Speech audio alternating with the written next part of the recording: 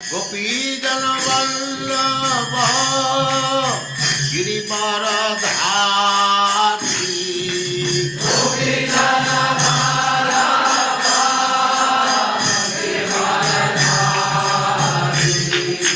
गोपीजन वल्लभ गिरिवरधारी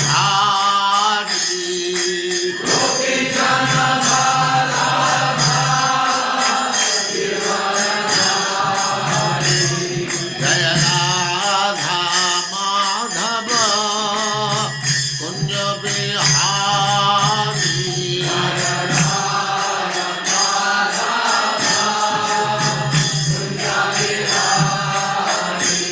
जय राधा माधव कुंज बिहारी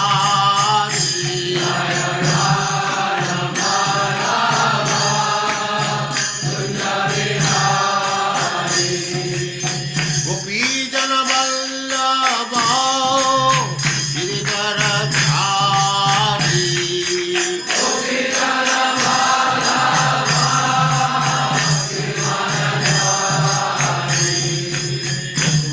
यशोदानंदन व्रज जनरंजन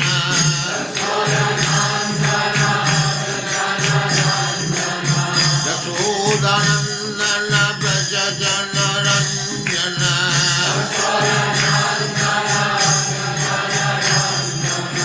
जमुना तीर वनचारी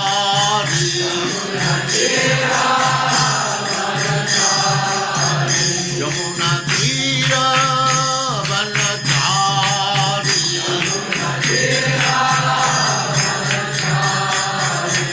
जय राधा माधव कुंज बिहारी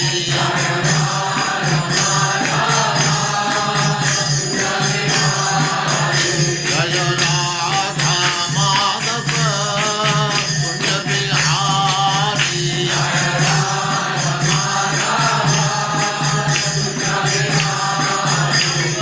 गोपीजन वल्लभ गिरिवरधारी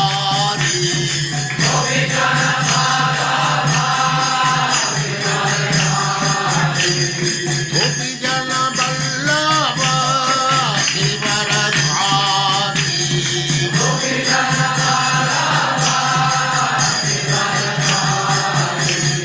यशोदानंदन व्रज जनरंजन यशोदानंदन व्रज जनरंजन जमुना तीर वनचारी जय राधा माधव कुंज बिहारी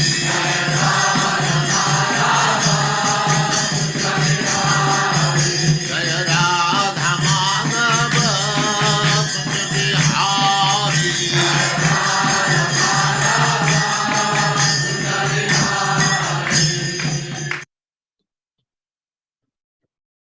ओम नमो भगवते वासुदेवाय ओम नमो भगवते वासुदेवाय। ओम नमो भगवते वासुदेवाय ओम नमो भगवते वासुदेवाय। ओम नमो भगवते वासुदेवाय ओम नमो भगवते वासुदेवाय। नारायणं नमस्कृत्य नारायणं नमस्कृत्य नरं चैव नरोत्तमं नरं चैव नरोत्तमं देवीं सरस्वतीं व्यासं देवीं सरस्वतीं व्यासं ततो जयमुदीरये ततो जयमुदीरये। नष्टप्रायेषु भद्रेषु नष्टप्रायेषु भद्रेषु नित्यं भागवत सेवया नित्यं भागवत सेवया भगवते उत्तम श्लोके भगवते भक्तिर्भवति नैष्ठिकी। भक्तिर्भवति नैष्ठिकी। हरे कृष्ण। आप सबका स्वागत है। हरे कृष्ण प्रभु जी, दंडवत प्रणाम। ये ध्रुव महाराज अब घर से निकलने वाले हैं अपने पिता का घर छोड़ने वाले हैं। तो नारद आते हैं उनको देखने के लिए, क्योंकि नारद इतने महान भक्त हैं भगवान के, जहां तहां पहुंच जाते हैं और वहां पर जहां उनको अपना भक्त मिलता है, अपना शिष्य मिलता है, तो उनको पता रहता है। न अन्यम ततः पद्म पलासलोचना दुःख छिदम ते मृगयामि कंचन यो मृग्यते हस्तगृहीत पद्मया श्रिय तरह अंग विमृग्यमाणया। श्रिया इतरह उतरह, श्रिय तरह। मेरे साथ पढ़िए। न अन्यम ततः पद्म पलासलोचना नान्यं ततः पद्मपलाशलोचनात् दुःख छिदम मे दुःख छिदम ते मृगयामि कंचन दुःखचिदं ते मृगयामि कञ्चन यो मृग्यते हस्तगृहीत पद्मया यो मृग्यते हस्तगृहीतपद्मया श्रिये तरह अंग विमृग्यमाणया। श्रियेतरैरङ्गविमृग्यमाणया। शब्दार्थ है न अन्य, दूसरे नहीं, अतः अतः पद्म पलाश लोचना, कमल नेत्र वाले भगवान से दुख छिदम, अन्य के कष्टों को कम करने वाला, ते तुम्हारा मृगयामी, खोज मैं हूँ, कंचन अन्य कोई, यह जो विज्ञते ढूंढता है, हस्त गृहीत पद्मया, हाथ में कमल पुष्प लेकर, श्रिया संपत्ति की देवी, इतरह अन्यों से, अंग मेरे पुत्र, विमग्यमाणया पूजित। हे प्रिय ध्रुव, कमल के दलों जैसे नेत्र वाले भगवान के अतिरिक्त मुझे कोई ऐसा नहीं दिखता जो तुम्हारे दुखों को कम कर सके। ये उसकी माँ सुनीति कह रही है। ब्रह्मा जैसे अनेक देवता लक्ष्मी देवी को प्रसन्न करने के लिए लालायित रहते हैं। सारा विश्व, सारा ब्रह्मांड माँ लक्ष्मी को प्रसन्न करने के लिए तत्पर रहता है, ताकि कभी भी धन की कमी न रहे। किंतु लक्ष्मी जी स्वयं अपने हाथ में कमल पुष्प लेकर परमेश्वर की सेवा के लिए सदैव तत्पर रहती है। इसका मतलब वो इतने महान है भगवान, ये कहने का मतलब है। हे प्रिय ध्रुव, मेरे साथ पढ़िए। हे प्रिय ध्रुव, कमल के दलों जैसे नेत्रों वाले, कमल के दलों जैसे नेत्रों वाले भगवान के अतिरिक्त भगवान के अतिरिक्त मुझे कोई ऐसा नहीं दिखता, मुझे कोई ऐसा नहीं दिखता जो तुम्हारे दुखों को कम कर सके। जो तुम्हारे दुखों को कम कर सके। ब्रह्मा जैसे अनेक देवता, ब्रह्मा जैसे अनेक देवता लक्ष्मी देवी को प्रसन्न करने के लिए, लक्ष्मी देवी को प्रसन्न करने के लिए लालायित रहते हैं, लालायित रहते हैं। किंतु लक्ष्मी जी स्वयं लक्ष्मी जी स्वयं अपने हाथ में कमल पुष्प लेकर, अपने हाथ में कमल पुष्प लेकर परमेश्वर की सेवा करने के लिए, परमेश्वर की सेवा करने के लिए सदैव तत्पर रहती हैं। सदैव तत्पर रहती है। तो इतने महान है, वही तुम्हारा कल्याण कर सकते हैं। ये सुनीति कह रही अपने बेटे को। देखिए, आपको लग रहा होगा कि 5 साल का बच्चा क्या है, क्षत्रिय का बच्चा है। क्षत्रिय अपना अपमान कभी सहन नहीं करता, ये अक्सर होता है। ब्राह्मण में क्वालिटी फर्क होती है। ब्राह्मण में अपमान सहना आता है, और हम सब के लिए बहुत ही जरूरी है। आप सब लोग ध्यान से सुनिए, अपने जीवन में अपमान सहना आना चाहिए। बहुत जगह हमारा अपमान होता है, वो अपमान को, गलत अपमान भी होता कहीं कहीं, सहना आना चाहिए, और एकदम रिएक्ट कभी नहीं करना चाहिए। ये बात है। चैतन्य हमारे पर्टिकुलरली जो हम भक्ति मार्ग पर आगे बढ़ना चाह रहे हैं, उनके लिए अमानिना मान देना, अपना मान की कभी परवाह नहीं, अपना अपमान हो कोई बात नहीं, दूसरे का अपमान हमसे नहीं होना चाहिए। बस इस चीज का ध्यान रखना है, क्योंकि अगर इस अवस्था में घरों में होता है, बाहर को छोड़ दीजिए, घरों में आपका अपमान होता है, आपका अपमान कोई घर में जो भी है करता है, तो आप क्या करें? बहुत मुश्किल होती है ना शुरू में, अब नहीं होगी मुश्किल। हरे कृष्ण महामंत्र जपने से आपको ये धैर्य आएगा कि मेरा अपमान भी होता है तो कोई बात नहीं, मैं उसका अपमान नहीं करूंगी या करूंगा, ये हमें आना चाहिए। क्योंकि चैतन्य महाप्रभु का जो अष्टक है, तीसरा मंत्र है, तृणातपि सुनिचेना तरोरपि सहस्रुणा अमानिना बाण देना कीर्तन्या सदा हरि।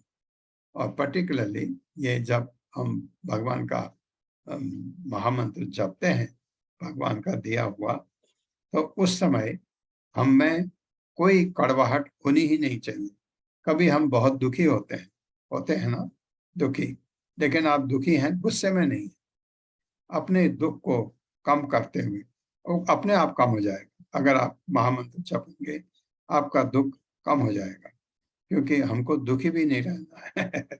ये ये भी ये भी तो ऐसे मूड में कि आप मंत्र जपें जब शांत, एकदम शांत, और भगवान को से अपने को जोड़ करके। तो यहाँ पर सुनीति कह रही है कि इतने है महान है भगवान, मुझे कुछ दिखता नहीं उसके अलावा कोई तेरे को मदद कर सकता है, क्योंकि लक्ष्मी है जिनकी सब जिनको उनको खुश करने में लगे रहते हैं, लेकिन वो भी भगवान की सेवा करती हैं। तो भगवान इतने महान हैं, तो वही तुम्हारा कल्याण कर सकते हैं। तात्पर्य बताइए। हरे हरे कृष्ण। कृष्णा। संदीप संदीप प्रभु जी। हरे कृष्णा प्रभु जी, हरे कृष्णा सभी को। तात्पर्य शीला प्रभुपाद के द्वारा शीला प्रभुपाद की जय। सुनीति ने ये अंकित किया कि भगवान तथा अन्य देवताओं से प्राप्त आशीर्वाद एक समान नहीं होते। मूर्ख लोग ऐसा कहते हैं कि चाहे जिस देवता की पूजा को पूजो, फल समान मिलेगा, किंतु तथ्य यह नहीं है। भगवद गीता में भी कहा गया है कि देवताओं से प्राप्त वर क्षणिक होते हैं और अल्प ज्ञानियों के लिए हैं। दूसरे शब्दों में, चूंकि सारे ही देवता भौतिकता की दृष्टि से बद्धजीव ही हैं, अतः यद्यपि ये उच्च पद पर आसीन होते हैं, तो भी उनके वरदान स्थायी नहीं हो सकते। स्थायी वरदान तो आत्मिक होता है, क्योंकि आत्मा शाश्वत है। भगवद गीता में यह भी कहा गया है कि जिनकी मति मारी गई है, वे ही देवताओं की पूजा करते हैं। अतः सुनीति ने अपने पुत्र से कहा कि वह देवताओं का कृपा पात्र न बनकर अपने कष्ट को कम करने के लिए भगवान के पास जाए। भगवान भौतिक ऐश्वर्य का नियंत्रण अपनी विभिन्न शक्तियों द्वारा, विशेष रूप से संपत्ति की देवी द्वारा करते हैं। अतः जो ऐश्वर्य की खोज में हैं, वे संपत्ति की देवी के कृपा पात्र बनना चाहते हैं। यहाँ तक कि बड़े बड़े देवता भी संपत्ति की देवी की पूजा करते हैं, किंतु संपत्ति की देवी महालक्ष्मी जी स्वयं भगवान की कृपा कांक्षी रहती हैं। अतः जो मनुष्य भगवान की पूजा करता है, वह संपत्ति की देवी के आशीर्वाद स्वतः प्राप्त कर लेता है। क्योंकि जीवन की इस स्थिति में ध्रुव महाराज भौतिक ऐश्वर्य की खोज में थे, अतः उनकी माता ने ठीक ही सलाह दी कि भौतिक ऐश्वर्य के लिए भी देवताओं की पूजा ना करके भगवान की पूजा करें। यद्यपि शुद्ध भक्त कभी भगवान से भौतिक समृद्धि का वर नहीं मांगता, किंतु भगवद गीता में कहा गया है कि शुद्ध व्यक्ति भौतिक वरों के लिए भी भगवान के पास ही जाते हैं। जो व्यक्ति भौतिक लाभ के लिए भगवान के पास जाता है, वह क्रमशः उनकी संगति से पवित्र हो जाता है। इस प्रकार वह समस्त भौतिक आकांक्षाओं से मुक्त होकर आध्यात्मिक जीवन में स्तर को प्राप्त करता है। जब तक कोई आध्यात्मिक को प्राप्त नहीं हो लेता, तब तक उसके लिए भौतिक कलमश से पूर्ण रूप से पार करना दुस्तर है। ध्रुव की माता सुनीति दूरदर्शी थी, अतः उन्होंने अपने पुत्र को अन्य देवताओं को त्याग कर केवल श्री भगवान की पूजा करने के लिए कहा। यहाँ पर भगवान को पद्म पलाश लोचनाथ अर्थात कमल पुष्प जैसे नेत्रों वालों कहा गया है। यदि मनुष्य थका हो और वह कमल पुष्प देख ले तो उसकी सारी थकान जाती रहती है। इसी प्रकार जब कोई दुखी व्यक्ति श्री भगवान के कमल मुख का दर्शन करता है तो उसका दुख कम हो जाता है। भगवान विष्णु तथा संपत्ति की देवी लक्ष्मी के हाथ में लिया गया कमल पुष्प सौभाग्य का एक प्रतीक है। एक ही साथ विष्णु तथा लक्ष्मी के उपासक सभी प्रकार से, विशेष रूप से भौतिक जीवन में परम ऐश्वर्यशाली होते हैं। भगवान को कभी कभी शिव विरंचनुत्तम कहा जाता है, जिसका अर्थ है कि श्री भगवान नारायण के चरण कमलों को भगवान ब्रह्मा तथा शिव भी नमस्कार करते हैं। हरे कृष्ण। भगवान के चरण कमलों में ये इसमें प्रभुपाद ने समझाया है। और ये प्रश्न एक बार र्युमा माता जी ने भी पूछा था कि भगवान से कुछ मांग नहीं सकते। नहीं, भक्ति में है, अगर आप बहुत आगे बढ़ रहे हैं आप खुद ही नहीं मांगेंगे, लेकिन शुरू में अगर आपको जरूरत पड़ती है कि बहुत तकलीफ में है, भगवान को से ही मांगिए, क्योंकि भगवान को आप नमस्कार करते हैं वो देवताओं को नमस्कार हो जाती है। तो भगवान को एड्रेस कर रहे हैं आप, मैं इस तकलीफ में हूं, तो देवता लोग खुद ही एड्रेस हो जाते हैं। तो भगवान जिससे भी कहें वो करवा देंगे आपका काम। ये बात है जब आप भक्ति में होते हैं। लेकिन जो भगवान का शुद्ध भक्त है वो कभी नहीं मांगता है, इसलिए भगवान उसके ऋण होते हैं, उसके ऋणी होते हैं भगवान। भक्त के भक्त इतना महान होता है, कुछ भी कर सकता है, करेगा नहीं। क्यों? वो भगवान का अपने को नित्य दास मानता है। भक्त में मैंने एक बार सुना था किसी बहुत अच्छे ज्ञानी से प्रवचन में, पहले मैं बहुत सुनता था प्रवचन कई लोगों से। उन्होंने कहा था कि भगवान के शुद्ध भक्त के पास हर शक्ति होती है, वो कुछ भी कर सकता है सिवाय सृष्टि के। सृष्टि कोई भगवान के अलावा दूसरा नहीं कर सकता। सृष्टि आप कहेंगे ब्रह्मा जी करते हैं, Brahma ji secondary creator, God सृष्टि करता है, मूल सृष्टि करता भगवान है। तो वो भक्त नहीं कर सकता, अदरवाइज भगवान भक्त में सारी शक्ति होती है। कभी दिखाया भक्त ने? नहीं, कभी नहीं। कोई उसको अपमान कर दे कभी सह रहता, वो चाहे उसको श्राप दे सकता है, श्राप देगा, उसका भला कभी नहीं होगा। भगवान का भक्त कभी श्राप नहीं देता कभी को भी, क्योंकि वो उस चीज का दुरुपयोग कभी नहीं करता जो शक्ति भगवान के चरणों में मिली है उसको। लेकिन उसको तंग करने वाला उसको भगवान माफ नहीं करते हैं, ये बात है। तो सुनीति कह रही है भगवान के पास जा, देवताओं के पास नहीं। मैत्रेय वाचा एवं संजलिप्तम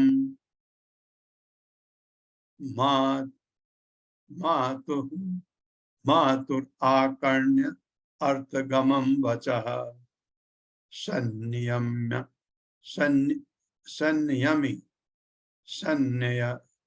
संयमी आत्मना आत्मानं निस्सक्राम पितुः पुरात्। मेरे साथ पढ़िए। मैत्रेय वाचा मैत्रेय उवाच एवं संजप्लिप्तं मातुः एवं संजयितं मातुः आकर्ण्य अर्थ आगमं वचः।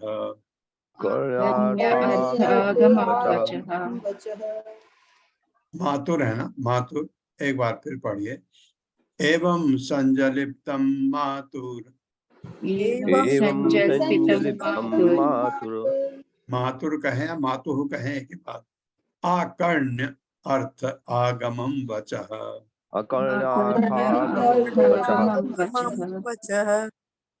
संयम्य आत्मना आत्मानं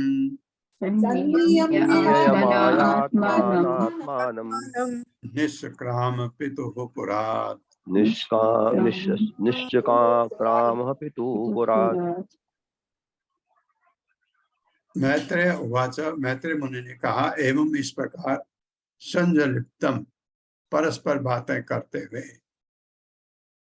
मातुः माता से आकर्ण्य सुनकर अर्थ आगमन सार्थक वचः शब्द संयम्य संयमित करके आत्मना मन से आत्मानम अपने को निश्चक्राम निकल पड़े पितुः पिता के पुरात घर से चला गया, त्याग दिया गया। मैत्रेय मुनि ने आगे कहा, ध्रुव महाराज की माता सुनीति का उपदेश वस्तुतः उनके मनोवांछित लक्ष्य को पूरा करने के निमित्त था। अतः बुद्धि तथा दृढ़ संकल्प द्वारा चित्त का समाधान करके उन्होंने अपने पिता का घर त्याग दिया। 5 साल का बच्चा।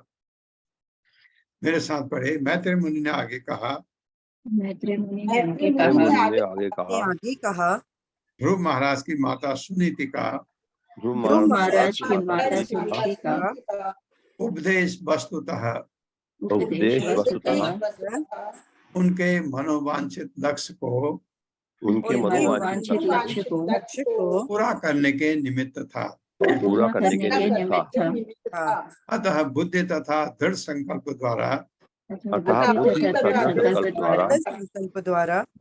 चित्त का समाधान करके उन्होंने अपने पिता का घर त्याग दिया। हाँ, उसका संकल्प क्या था, लक्ष्य क्या था?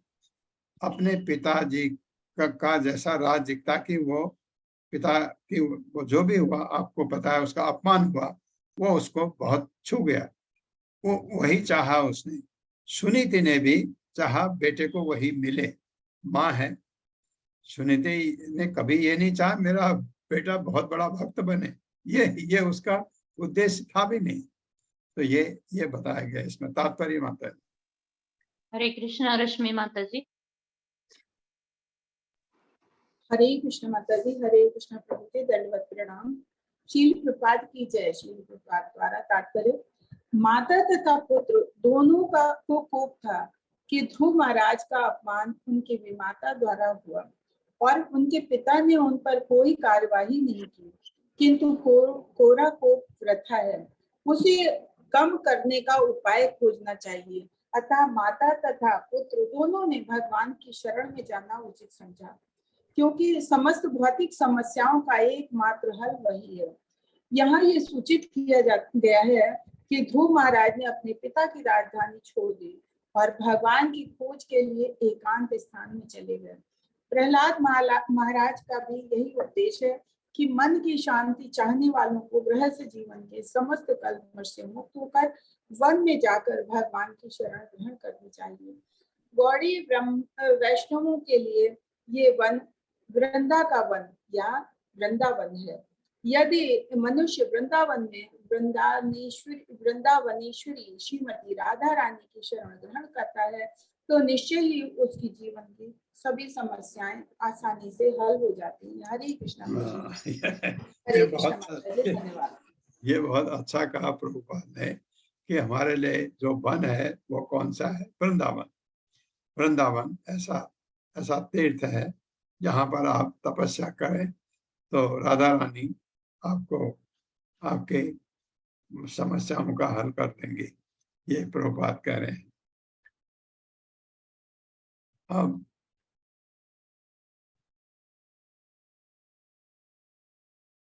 25वां श्लोक है। नारदः तद उपाकर्ण्य ज्ञात्वा तस्य चिकीर्षितम् स्पृष्ट्वा मूर्धनि अगग्नेन पाणिना प्राह विस्मितः। मेरे साथ पढ़िए। नारदः तद उपाकर्ण्य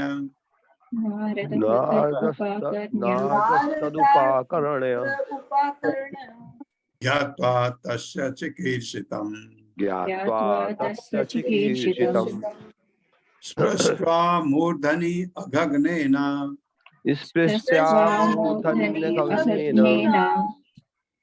पाणिना प्राह विस्मितः।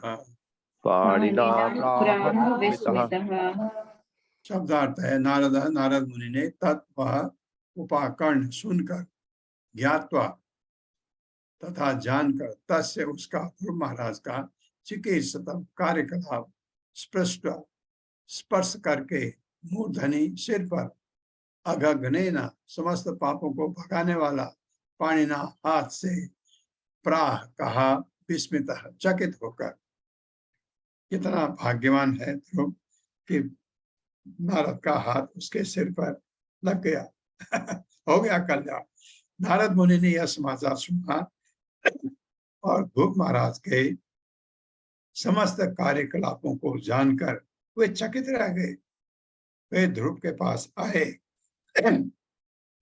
और उनके सिर को अपने पुण्यवर्धक भार से स्पर्श करते हुए इस प्रकार बोले। मेरे साथ पढ़िए। नारद मुनि ने यह समाचार सुना नारद मुनि ने यह समाचार सुना और ध्रुव महाराज के समस्त कार्यकलापों को जानकर वे चकित रह गए। वे ध्रुव के पास आए और उनके सिर को अपने पुण्यवर्धक हाथ से स्पर्श करते हुए इस प्रकार बोले। तात्पर्य होता है। हरे कृष्णा सोनिया अग्रवाल माता जी। हरे कृष्ण माता जी। श्री प्रभुपाद जी की जय। तात्पर्य श्री प्रभुपाद जी के द्वारा। जब ध्रुव महाराज अपने माता सुनीति से राजमहल में घटी सभी घटनाएं बता रहे थे, वहां पर श्री नारद मुनि उपस्थित नहीं थे। अतः यह प्रश्न किया जा सकता है कि श्री नारद मुनि ने ये सारी बातें कैसे सुन ली। इसका उत्तर यह है कि श्री नारद मुनि त्रिकालज्ञ है। वे इतने शक्तिमान हैं कि वे सबके हृदय में चल रही भूत, भविष्य तथा वर्तमान की घटनाओं को जान सकते हैं, जिस प्रकार परमात्मा को सब ज्ञात है। अतः ध्रुव महाराज के दृढ़ संकल्प को समझकर श्री नारद मुनि उनकी सहायता करने हेतु आए। इसको इस प्रकार समझाया जा सकता है, श्री भगवान सबके हृदय में विद्यमान है। अतः जब उन्हें पता चल जाता है कि कोई जीवात्मा भक्ति में प्रवेश करने हेतु गंभीर है, तो वे अपना प्रतिनिधि भेजते हैं। इस प्रकार श्री नारद मुनि को ध्रुव महाराज के पास भेजा गया। इसकी व्याख्या श्री चैतन्य चरितामृत में मिलती है। गुरु कृष्ण प्रसादे पाय भक्ति लता बीज। गुरु तथा भगवान श्री कृष्ण की कृपा से भक्ति में प्रविष्ट हुआ जा सकता है। ध्रुव महाराज के संकल्प के कारण परमात्मा श्री कृष्ण ने तुरंत ही अपने प्रतिनिधि श्री नारद मुनि को दीक्षार्थ भेज दिया। हरे कृष्ण प्रभु जी। बिल्कुल बिल्कुल सही जो लिखा है प्रभुपाद ने। जब परीक्षित महाराज को ये सुनना था कुछ भगवान के बारे में, तो कैसे आ गए वहां पर शुकमुनि। शुकमुनि तो कभी लोगों में जाते ही नहीं थे। भगवान ने भेजा जाओ परीक्षित को भागवतम सुनाओ। तो वो कहीं जाते ही नहीं थे। आपने पढ़ा है कि वो उनको लोग पागल समझते थे। जो अनभिज्ञ लोग हैं उनके पीछे 8-10 बच्चे, लड़के लड़कियां होते हैं ना, पागल के पीछे कुछ लोग चलते हैं, ऐसे उनके पीछे आ रहे थे। जब हस्तिनापुर में नदी के किनारे उनको प्रणाम किया गया, उनको गद्दी पर बिठा गया, तो वो लोग अचंभे होकर भाग पड़े। ऐसा होता है। तो शुकमुनि आए, अचानक कहाँ से आ गए? भगवान की कृपा से। यहाँ पर वही चीज प्रभुपाद बता रहे हैं कि भगवान को पता है मेरा भक्त है और ये मेरी भक्ति में भक्ति करने वाला है शुद्ध। जब ये पता रहता है तो भगवान भेजते हैं अपना प्रतिनिधि। नारद आ गए। 26वां श्लोक। अहो तेजः क्षत्रियाणां मान भंगम अमृष्यताम् बालो अपि अयं हृदा धत्ते यत् समातुर सद्वचः धत्ते यत् सम आतुर असद्वचः कड़वे वचन थे ना उसके विमाता के। मेरे साथ पढ़े। अहो तेज क्षत्रियाणां मान भंगम अमृष्यताम् बालो अपि अयं हृदा धत्ते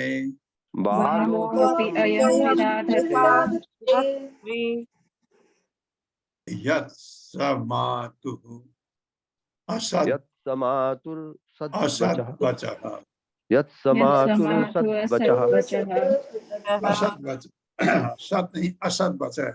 कभी कभी और ढूंढना पड़ता है। असद्वचः शब्दार्थ है अहो कितना आश्चर्यमय है तेज फल क्षत्रियाणाम क्षत्रियों का कहेगा ये नारद ब्राह्मण है ना। मान भंगम प्रतिष्ठा को धक्का इतना सीरियसली ले लिया।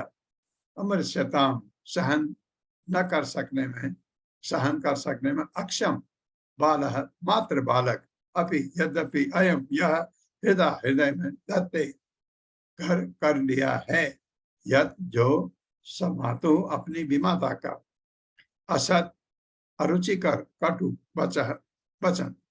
अहो शक्तिशाली क्षत्रिय कितने तेजमय होते हैं। नारद कह रहे हैं वे थोड़ा भी मान भंग सहन नहीं कर सकते। जरा सोचो तो यह नन्हा सा बालक तो भी उसकी सौतेली माता के कटु वचन उसके लिए असह्य हो गए। ये तो बच्चा रोता है थोड़ी देर में भूल जाता है। ये ऐसा क्षत्रिय का बच्चा है। महान क्षत्रिय महान परिवार का ये स्वयं मनु का पोता। मेरे साथ पढ़िए अहो अहो शक्तिशाली क्षत्रिय कितने तेजमय होते हैं।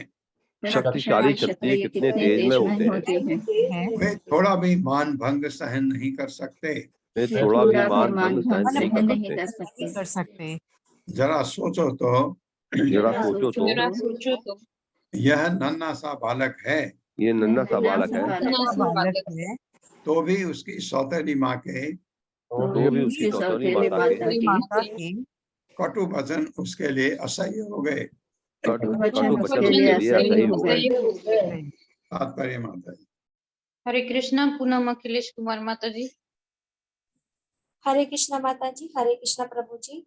श्रीला प्रभुपाद जी की जय। तात्पर्य श्रीला प्रभुपाद जी के द्वारा शत्रुओं के गुणों का वर्णन भगवत गीता में किया गया है। महत्वपूर्ण गुण दो हैं, आत्मसम्मान तथा युद्ध भूमि में पीठ न दिखाना। ऐसा प्रतीत होता है कि ध्रुव महाराज के शरीर में क्षत्रिय रक्त स्वभावतः अत्यंत सक्रिय था। यदि परिवार में ब्राह्मण क्षत्रिय या वैश्य संस्कृति का पालन होता है तो स्वभावतः पुत्रों तथा प्रपौत्रों को उस जाति विशेष के गुण उत्तराधिकार में प्राप्त होते हैं। अतः वैदिक पद्धति में संस्कारों का दृढ़ता से पालन किया जाता है। यदि परिवार में प्रचलित सुधारवादी नियमों को कोई ग्रहण नहीं करता तो वह तुरंत निम्न स्तर को प्राप्त हो जाता है। ये है तो हरे कृष्णा माता की धन्यवाद। हरे कृष्णा। तो नारद कह रहे हैं कि कैसा नारद वाचा। अब नारद ध्रुव महाराज को कह रहे हैं न अधुना अपि अवमानम ते सम्मानम वापि पुत्र का लक्ष्यामः कुमारस्य शक्तस्य क्रीडन आदिषु। मेरे साथ पढ़िए नारद वाचा नारद उवाच न अधुना अपि अवमानम ते नाधुनापमानं ते सम्मानम वा अपि पुत्र का सम्मानं वापि पुत्रकं लक्ष्यामः कुमारस्य लक्ष्यामः कुमारस्य शक्तस्य क्रीडनादिषु। शक्तस्य क्रीडनादिषु। शब्दार्थ है नारद वाचा। नारद मुनि ने कहा ना नहीं अधुना अभी अपि यद्यपि अवमानम अपमान ते तुमको सम्मानम आदर वा अथवा अपि निश्चय ही पुत्र हे पुत्र लक्ष्यामः मुझे दिखाई पड़ रहा है कुमारस्य तुम जैसे बालकों का शक्तस्य आसक्त क्रीडन आदिषु खेल इत्यादि में। ये तुम्हारा खेलने का टाइम। महर्षि नारद ने ध्रुव से कहा हे बालक अभी तो तुम नन्हे बालक हो जिसकी आसक्ति खेल इत्यादि में रहती है तो फिर तुम अपने सम्मान के विपरीत अपमानजनक शब्दों से इतने प्रभावित क्यों हो। मेरे साथ पढ़िए महर्षि नारद ने ध्रुव से कहा महर्षि नारद ने ध्रुव से कहा हे बालक हे बालक अभी तो तुम नन्हे बालक हो अभी तो अभी तुम तो नन्हे तुम बालक हो, नन्हे बालक हो, जिसकी आसक्ति खेल इत्यादि में रहती है, जिसकी जिसकी आसक्ति खेल आसक्ति इत्यादि में खेल रहती है, इत्यादि में रहती है, तो फिर तुम अपने सम्मान के विपरीत तो फिर फिर तुम तुम अपने अपने सम्मान के सम्मान के विपरीत विपरीत अपमानजनक शब्दों से अपमानजनक शब्दों से इतने प्रभावित क्यों हो? इतने प्रभावित इतने क्यों रहते हो? प्रभावित क्यों हो? तात्पर्य माता जी। हरे कृष्ण पूनम त्यागी माता जी। हरे कृष्ण माता जी, दंडवत प्रणाम। श्री प्रभुपाद जी की जय। तात्पर्य श्री प्रभुपाद जी के द्वारा सामान्य रूप से जब बच्चे को बदमाश या मूर्ख कहकर डांटा जाता है तो वह हंस देता है और इस अपमानजनक शब्दों को गंभीरता से नहीं लेता। इसी प्रकार यदि उससे सम्मान पूर्व सूचक शब्द कहे जाते हैं तो वह भी इसकी परवाह नहीं करता।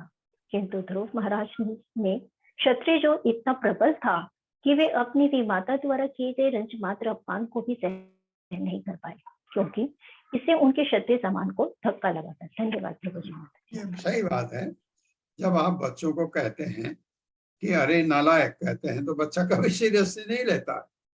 अगर आप बच्चों को कहें, कभी तारीफ करते हैं, ये तो गजब बच्चा है मेरा, ऐसा न बच्चा उसको सीरियस लेता है।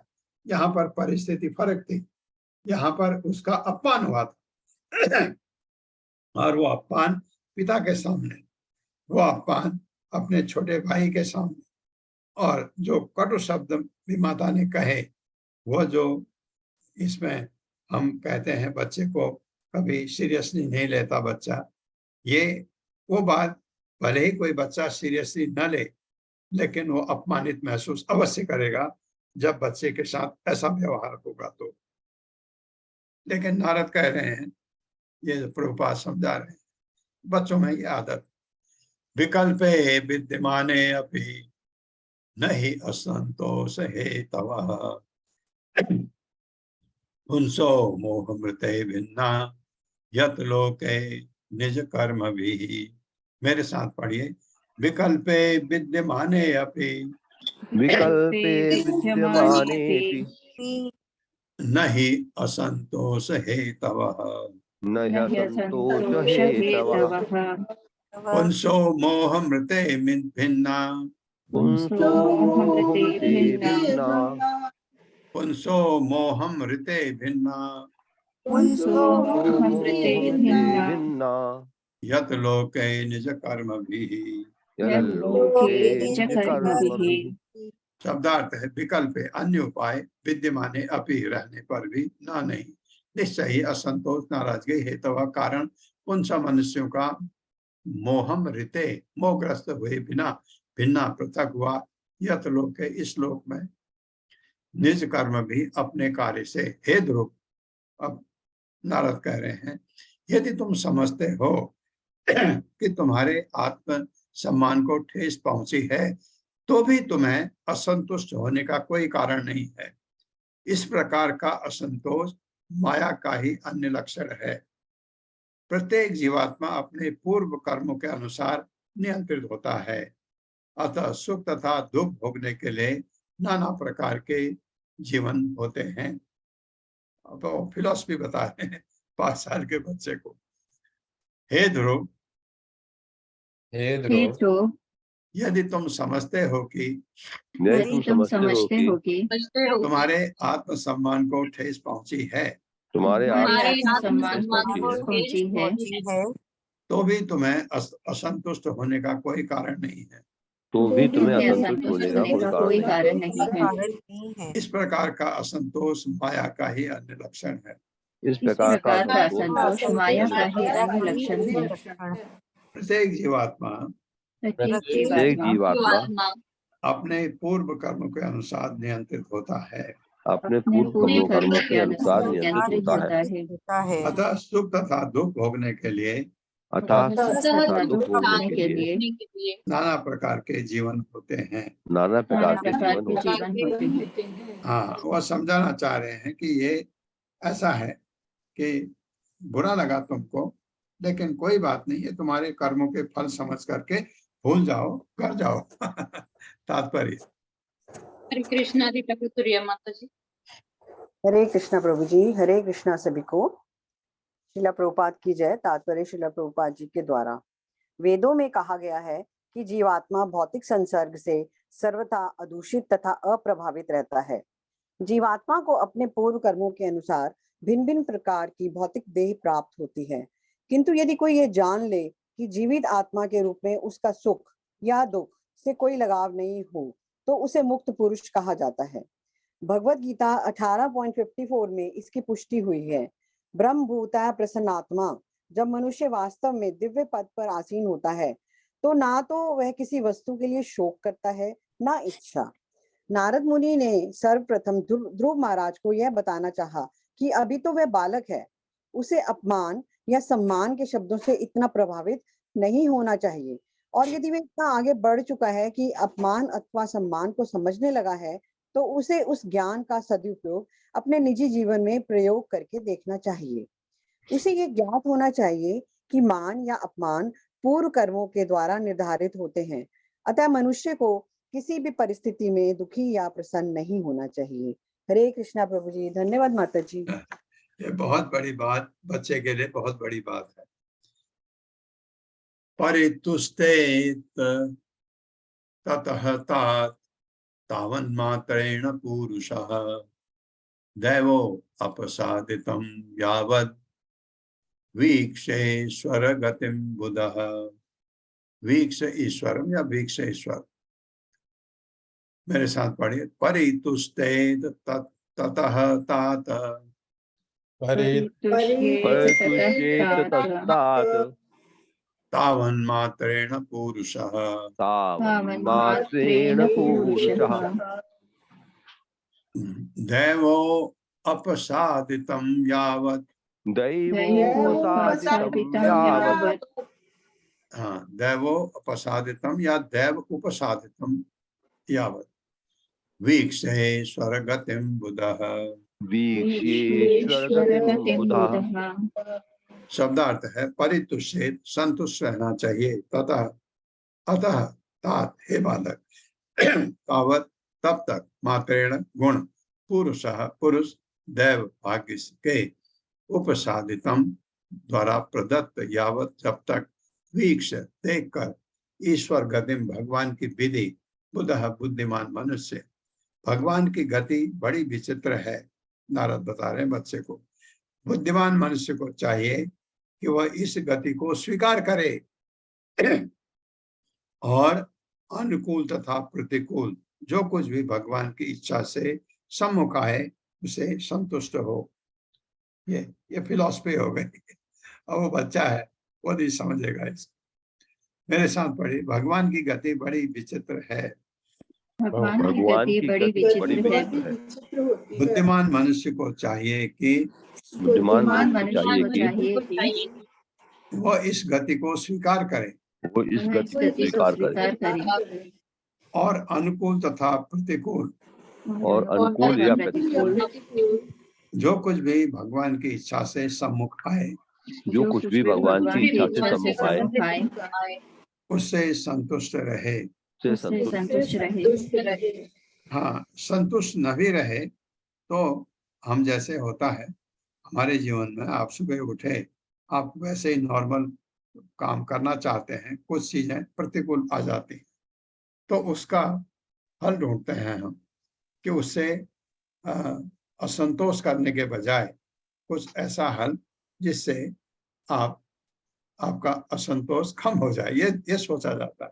अपमान हुआ है, ये अपमान हुआ है, इग्नोर करो, सबसे बड़ी बात है। बट वो अभी बच्चा नहीं कर पाएगा, उससे ये शिक्षा नहीं दी जा सकती। तात्पर्य। हरे कृष्णा। लीना दवे माता जी। हरे कृष्णा प्रभु जी। हरे कृष्णा माता जी। पढ़िए।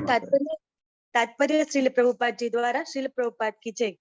महर्षि नारद ने ध्रुव महाराज को शिक्षा दी कि सभी परिस्थितियों में मनुष्य को संतुष्ट रहना चाहिए। प्रत्येक बुद्धिमान मनुष्य को यह समझना चाहिए कि देहात्म बुद्धि के कारण ही हमें सुख तथा दुख भोगने पड़ते हैं। जो दिव्य अवस्था को प्राप्त है और देहात्म बुद्धि से परे है, वह बुद्धिमान समझा जाता है। जो भक्त होता है वह समस्त असफलताओं को भगवान का विशिष्ट वरदान मानता है। जब भक्त कष्ट में होता है तो वह इसे भगवान की कृपा मानकर मन, बुद्धि तथा शरीर से उनको बारंबार प्रणाम करता है।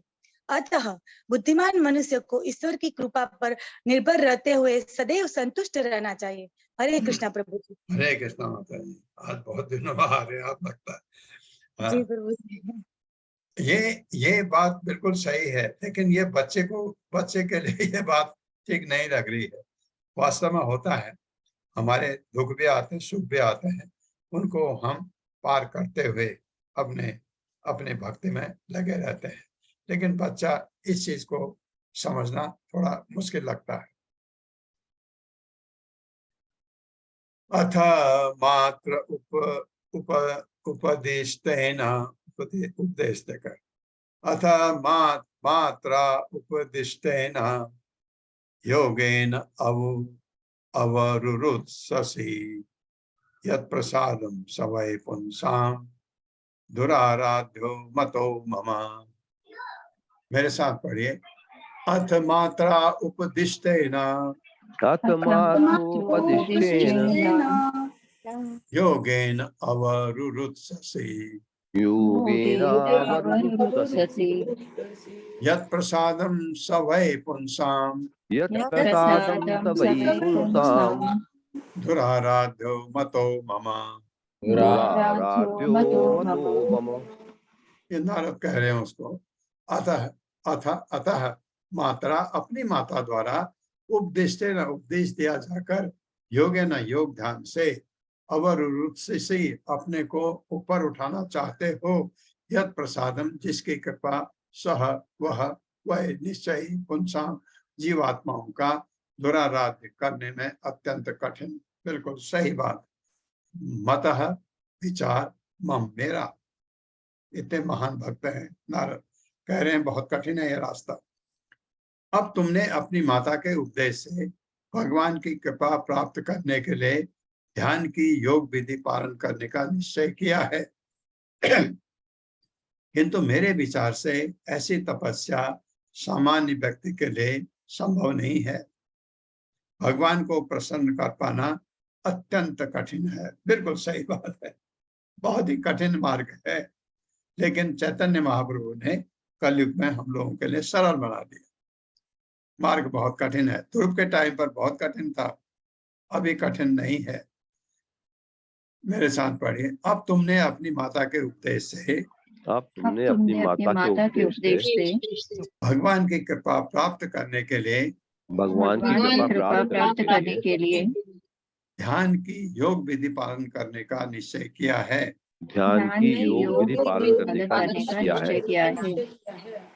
किंतु मेरे विचार से ऐसी तपस्या सामान्य व्यक्ति के लिए संभव नहीं है। भगवान को प्रसन्न कर पाना अत्यंत कठिन है।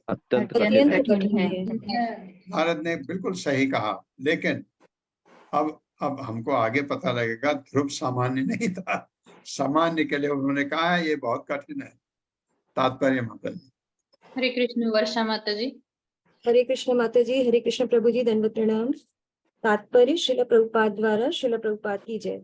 भक्ति योग की पद्धति का पालन कर पाना सरल भी है और कठिन भी। सर्वोपरि श्री गुरु श्री नारद मुनि यह देखने हेतु ध्रुव महाराज की परीक्षा कर रहे हैं कि भक्ति करने हेतु वे कितने कृत संकल्प हैं। शिष्य बनाने की यही विधि है। श्री नारद मुनि ध्रुव के पास श्री भगवान के आदेश से दीक्षा देने हेतु आए थे, तो भी वे विधि को संपन्न करने के ध्रुव के संकल्प की परीक्षा ले रहे थे।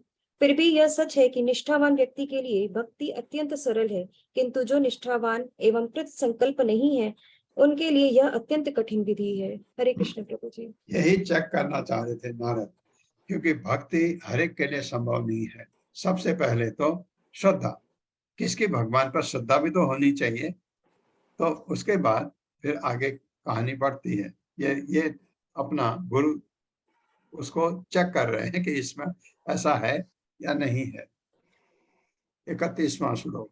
मुनयः पदवीं यस्य निःसंगेन उरुजन्मभिः न विदुर मृगयंतो अपि तीव्रयोग समाधिना। मेरे साथ, मुनयः पदवीं यस्य मुनयः पदवीं मुनयः यस्य पदवीं यस्य निःसंगेन उरुजन्मनि निःसंगेनो जन्मनि न विदुर मृगयंतो अपि न न विदुर्मृगयन्तोऽपि तीव्रयोग समाधिना। तीव्रयोग समाधिना। शब्दार्थ है मुनयः मुनिगण, पदवीं पद यस्य जिसका निसंगेन विरक्ति से, उरु जन्म भी अनेक जन्मों के पश्चात, न कभी नहीं, विदु समझ पाए, मृगयंत खोज करते हुए, अपि निश्चय ही, तीव्र योग कठिन तपस्या, समाधिना समाधि से। नारद मुनि आगे कहा, अनेकानेक जन्मों तक इस विधि का पालन करते हुए तथा भौतिक कर्म से विरक्त रहकर, अपने को निरंतर समाधि में रखकर और विविध प्रकार की तपस्याएं करके अनेक योगी ईश्वर साक्षात्कार के मार्ग का पार नहीं पा सके। यह हर एक के लिए संभव नहीं, इतना करते हुए भी वो पार नहीं पा सके। यह है क्यों नहीं पा सके, कहीं कोई कमी रही होगी, लेकिन कलयुग में इतना कठिन नहीं है पार कर पाना।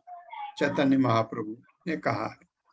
मेरे साथ पढ़े, नारद मुनि ने आगे बताया, नारद मुनि ने आगे बताया, अनेकानेक जन्मों तक अनेकानेक जन्मों तक इस विधि का पालन करते हुए इस विधि का पालन करते हुए तथा भौतिक कलम से विरक्त रहकर तथा भौतिक कलम से विरक्त रहकर अपने को निरंतर समाधि में रखकर अपने को निरंतर समाधि में रखकर और विविध प्रकार की तपस्याएं करके और विविध तपस्याएं करके अनेक योगी अनेक योगी ईश्वर साक्षात्कार के मार्ग का पार नहीं पा सके। ईश्वर साक्षात्कार के मार्ग का पार नहीं पा सके। इतना कठिन है और तुम तो बालक हो, ये कह के। ये कौन है? ध्यान योग कठिन है, भक्ति योग सरल है। हम तो भक्ति योग कहा है और कलयुग में बहुत सरल है, उसका लाभ उठाइए। अतो निर्वतताम ऐसा निर्बंधः तव निष्फलः यतिष्यति भवान काले श्रेयसाम समुपस्थिते।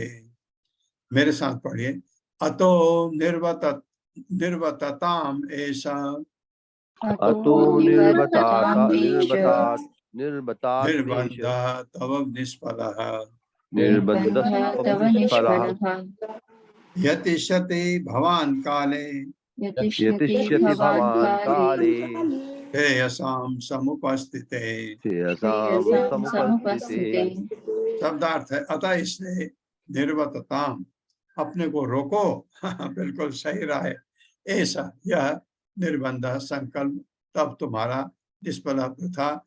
यतिष्यति भविष्य में प्रयत्न करना, भगवान स्वयं काले कालक्रम में श्रेयसाम अवसर समस्तुते आने पर, जब समय आएगा तब करना, अभी छोड़ो, कर जाओ।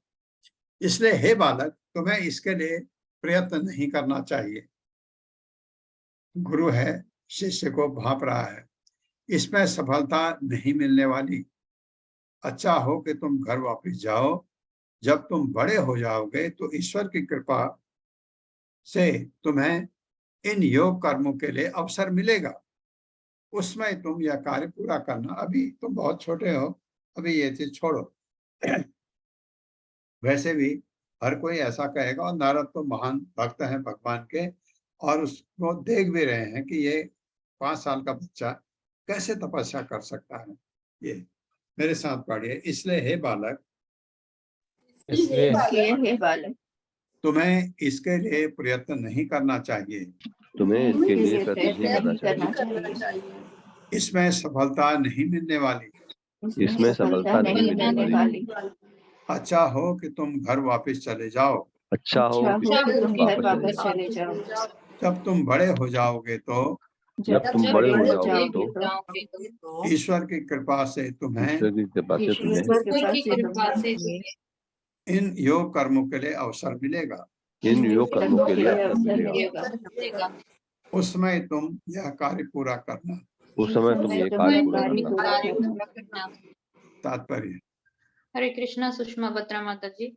हरे कृष्णा माता जी, धन्यवाद। प्रभु जी हरे कृष्णा, दंडवत प्रणाम। हरे कृष्णा। श्री प्रभुपाद जी की जय। प्रभुपाद जी के द्वारा सामान्यतः भली भांति प्रतिष्ठित व्यक्ति जीवन के अंत में ही आत्म सिद्धि के लिए प्रयत्न करता है। अतः वैदिक पद्धति के अनुसार जीवन 4 अवस्थाओं में विभक्त है। प्रारंभ में मनुष्य ब्रह्मचारी अर्थात विद्यार्थी बनकर गुरु के अधिकृत निर्देशन में वैदिक ज्ञान प्राप्त करता है। तब वह गृहस्थ बनता है और वैदिक विधि से गृहस्थी के कर्तव्यों का पालन करता है। तब गृहस्थ वानप्रस्थ बनता है और क्रमशः ज्यों-ज्यों वह प्रौढ़ होता जाता है, गृहस्थ जीवन तथा वानप्रस्थ को भी त्याग देता है और संन्यास ग्रहण करके अपने को पूर्ण रूप से भक्ति में लगाता है। सामान्यतः लोग सोचते हैं कि बालपन तो खेलने कूदने का समय है, जवानी तरुण बालाओं के साथ आनंद उठाने के लिए है और बुढ़ापे में जब मरने का समय निकट आए भक्ति या योग साधना की जा सकती है। किंतु ये निष्कर्ष उन भक्तों पर लागू नहीं होता जो वास्तव में गंभीर हैं। नारद मुनि ध्रुव महाराज की परीक्षा लेने के लिए ऐसा उपदेश दे रहे हैं। वास्तव में सीधा आदेश तो यही है कि जीवन के किसी भी बिंदु से भक्ति प्रारंभ की जा सकती है, किंतु गुरु का दायित्व है कि वह देखे कि शिष्य कितनी गंभीरता से भक्ति में लगना चाहता है, तभी उसे दीक्षित करना चाहिए। हरे कृष्ण प्रभु जी। हरे कृष्ण माता जी, धन्यवाद आपका। एक श्लोक और। यस्य यद दैव विहितं सा तेन सुख दुःखयो आत्मानं तोषयन् देहि तमसः पारमृच्छति। मेरे साथ पढ़िए। यस्य यद दैव विहितं सा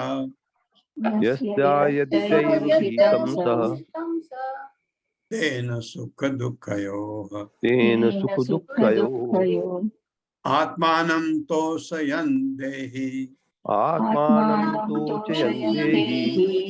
तमसः पारमृच्छति।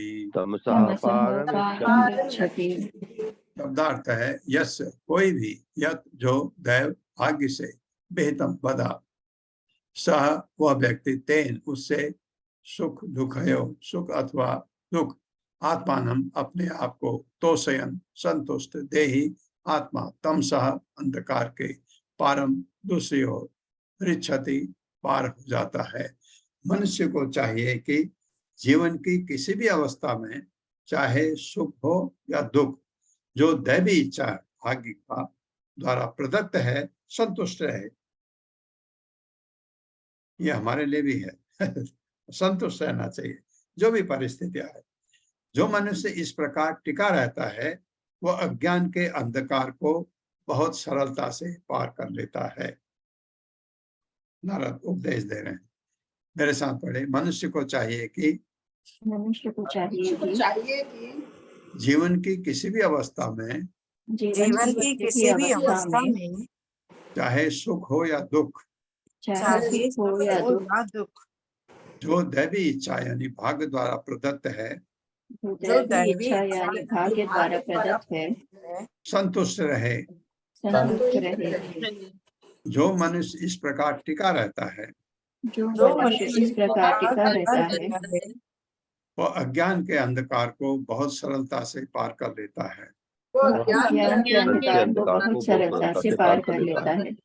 तात्पर्य माता। हरे कृष्णा कामिनी अग्रवाल माता जी। हरे कृष्ण माता जी। हरे कृष्ण प्रभु जी, धन्यवाद। तात्पर्य शील प्रभुपाद जी के द्वारा शील प्रभुपाद जी की जय। इस संसार में पवित्र तथा अपवित्र सकाम कर्म होते हैं। जब तक भक्ति में सेवा के अतिरिक्त कोई भी कार्य किया जाता है तब तक इस संसार के सुख तथा दुख ही प्राप्त होंगे। जब हम तथाकथित सुख पूर्वक जीवन यापन करते रहते हैं तो ये समझना चाहिए कि हमारे पुण्य कर्मों का क्षय हो ही है। जब हम कष्ट में पड़ जाते हैं को ये समझना चाहिए कि हमारे पाप कर्मों का फल कम हो रहा है। यदि हम पाप तथा पुण्य कर्मों से मिलने वाले सुख तथा दुख में आसक्त होने के बजाय इस अज्ञान के चंगुल से उबरना चाहते हैं, तो हमें ईश्वर की इच्छा को चाहे जैसी भी स्थिति में क्यों न रहना पड़े स्वीकार कर लेना चाहिए। इस प्रकार यदि हम भगवान की शरण ग्रहण करें तो इस भौतिक संसार के चंगुल से छूट सकते हैं। हरे कृष्ण प्रभु जी, ऐसे धन्यवाद। ही सोच, हरे ऐसे ही कृष्ण सोच, माता जी। हरे कृष्ण माता जी। ऐसे ही सोच हो हमारी, बहुत तकलीफ में है तो क्या सोचें कि हमारे पाप कर्मों का फल कम हो रहा है जो किया था, तो इसी जन्म में पाप कर्म निकल जाए, सारे निकल जाए। और कैसे निकलते हैं? और ये तो एक तरीका है जो नारद ने कहा। दूसरा तरीका क्या है? भक्ति मार्ग पर रह करके आप भक्ति करते जाते हैं, आपके जो पुराने पाप वो साफ होते जाते हैं।